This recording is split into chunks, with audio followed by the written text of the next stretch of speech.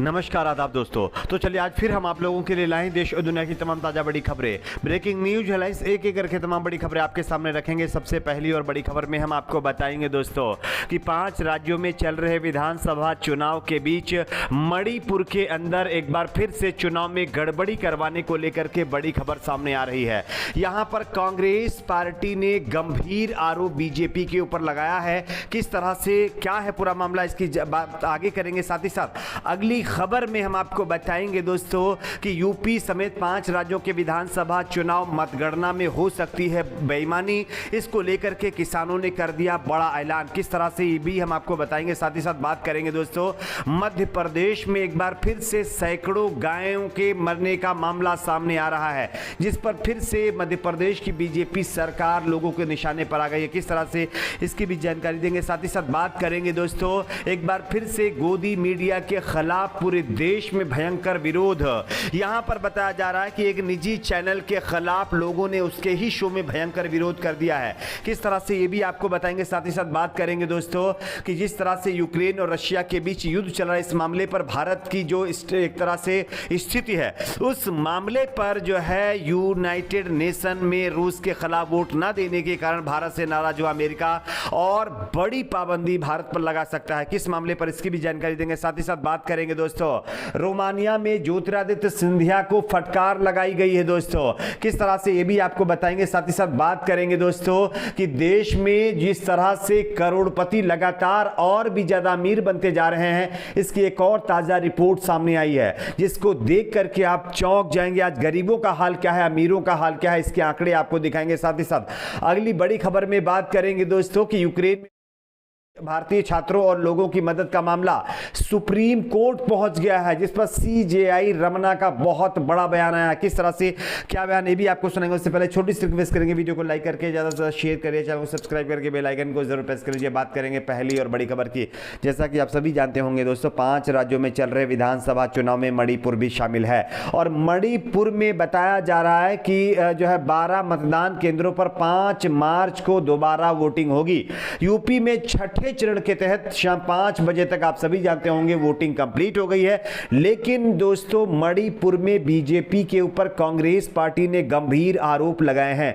आप इस खबर को देख सकते हैं। सत्तारूढ़ भाजपा ने मणिपुर चुनाव प्रभावित करने के लिए उग्रवादी समूहों को 16 करोड़ रुपए दिए हैं। ये कोई और नहीं बल्कि कांग्रेस पार्टी ने खुलेआम बीजेपी के ऊपर जो है आरोप लगाया है। अब देखना यह होगा कि चुनाव आयोग इस पर क्या कार्रवाई करेगा, लेकिन यह बहुत संगीन मामला है दोस्तों। बात करेंगे अगली बड़ी खबर की। अगली बड़ी खबर दोस्तों आ रही 5 राज्यों के विधानसभा चुनाव के वोटों की मतगणना से पहले किसानों का बहुत बड़ा ऐलान। आप इस खबर को देख सकते हैं।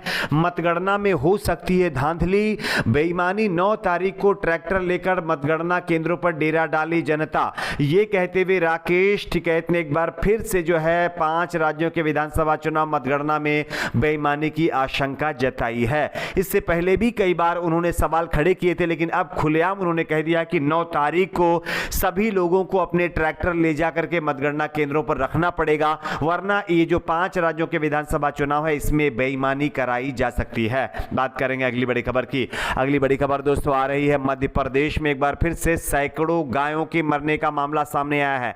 जिस तरह से आज हमारे देश में गाय के नाम पर लोगों की जान ली जाती है, उस मामले पर खबर आ रही है कि मध्य प्रदेश के इंदौर जिले में खुले स्थान पर बड़ी संख्या में गायों के अवशेष बिखरे पड़े होने की तस्वीरें सोशल मीडिया पर बड़े पैमाने पर प्रसारित होने से मचे हड़कंप के बीच एक ट्रस्ट द्वारा संचालित गौशाला के प्रबंधक के खिलाफ मामला दर्ज किया गया है।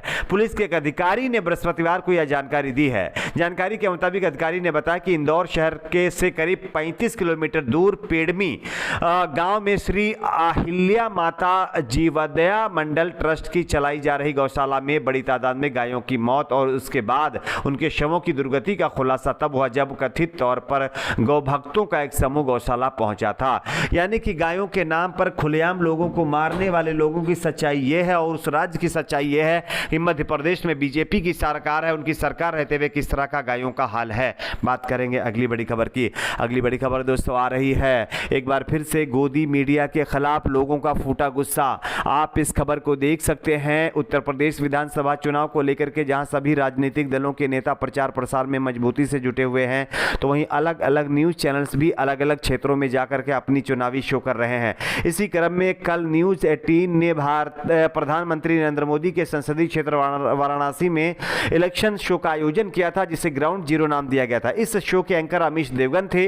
न्यूज़ 18 का यह कार्यक्रम वाराणसी में गंगा नदी के संत रविदास घाट पर हो रहा था। इसी बीच वहां काशी हिंदू विश्वविद्यालय के छात्र वहां पहुंच गए और अमीश देवगन के विरुद्ध नारेबाजी की और पोस्टर्स लहराए। दिलचस्प बात तो यह रही कि इन पोस्टर पर गुल्लू और BND लिखे हुए थे। दरअसल B और D का मतलब आप समझ सकते हैं कि पूर्व कांग्रेस पार्टी के स्पोक पर्सन ने किस तरह से जो अब्यूज किया था अमीश देवगन को, वही शब्द ये लोग जो है यहाँ पर दिखाते हुए इस चैनल के खिलाफ नारेबाजी की है। बात करेंगे अगली बड़ी खबर की। अगली बड़ी खबर दोस्तों आ रही रशिया यूक्रेन के बीच चल रहे वॉर में जिस तरह से भारत ने अपने आप की स्थिति रखी है और जिस तरह से यूनाइटेड नेशन में एक यानी वोटिंग हुई थी, इसमें भारत हिस्सा नहीं लिया था। इस मामले पर अमेरिका बताया जा रहा है कि नाराज हो गया है। आप इस खबर को देख सकते हैं।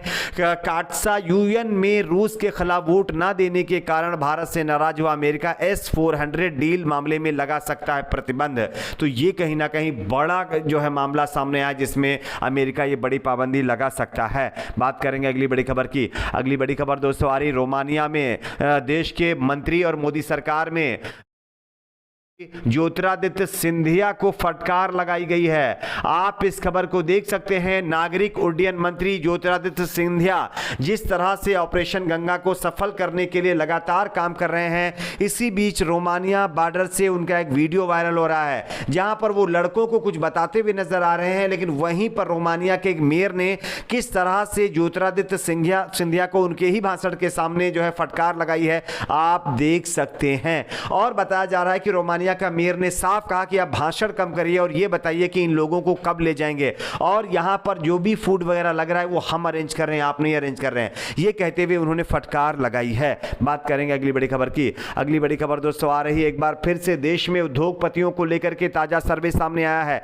आप इस खबर को देख सकते हैं। संपत्ति सलाहकार नाइट फ्रैंक ने द वेल्थ रिपोर्ट 2022 के अनुसार बताया है कि 2021 में भारत में अत्यधिक यानी ज्यादातर धनी लोग ही धनी और हुए हैं, संख्या में जो धनी हुए हैं। बेंगलुरु में ये जो है बताया जा रहा है सबसे ज्यादा मामला सामने, जहां पर 17.1% लोग जो धनी थे वो और भी धनी हो गए हैं। जिसके बाद दिल्ली में दूसरे नंबर पर 12.4% लोग इसमें शामिल हैं, जबकि मुंबई में 9% धनी लोगों की जो है आय बढ़ी है। बात करेंगे अगली बड़ी खबर की। अगली बड़ी खबर दोस्तों आ रही है यूक्रेन में फंसे भारतीय छात्रों और लोगों की मदद का मामला सुप्रीम कोर्ट पहुंच गया है। सुप्रीम कोर्ट में बताया जा रहा है कि इस मामले पर जो है CJI रमना को दखल देने की बात कही गई थी।